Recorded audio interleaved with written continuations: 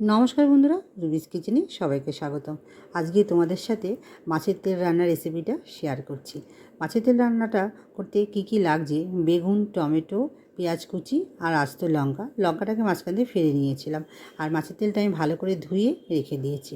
এবারে আমি কড়াই বসিয়ে দিয়েছি গ্যাসের ফ্লেমে, আর পরিমাণ মতো একটু তেল দিয়ে নিলাম।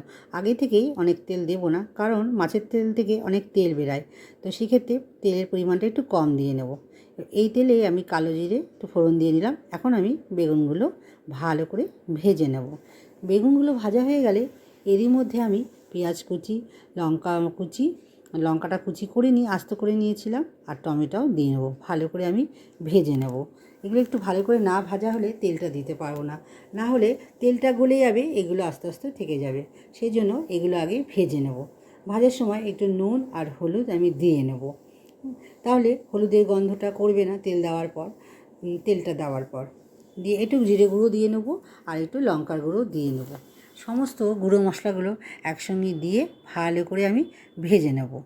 তারপরে ভালো করে না ভাজলে তোমরা কিন্তু এর মধ্যে জল দিও না, কারণ এমনিতেই তেল দিলে, মাছের তেলটা দিলে পরে তেল বেরাবে, সেই জন্য কেউ জল ইউজ করবে না। এইভাবেই রান্নাটা হয়ে যাবে। এবার আমি মাছের তেলটা দিয়ে নিলাম। ভালো করে ভাজতে হবে। ভাজতে ভাজতে তোমরা বুঝতেই পারবে যে মাছের তেল রান্নাটা হয়েছে কি না। আর জলটা মাছের তেলের গায়ে থেকেও জলটা ছেড়ে দেয়, আর তেল থাকলে তেলও ছেড়ে দেবে। ভালো করে একটু সময় লাগে, কিন্তু ভালো করে নাড়াতে হবে। না নাড়ালে মাছের তেলে রান্না হয় না। ভালো করে সমস্ত দেখো রান্নাটা কী সুন্দর হয়ে গেছে। ভালো করে আমি একদম মিশিয়ে নিয়েছি।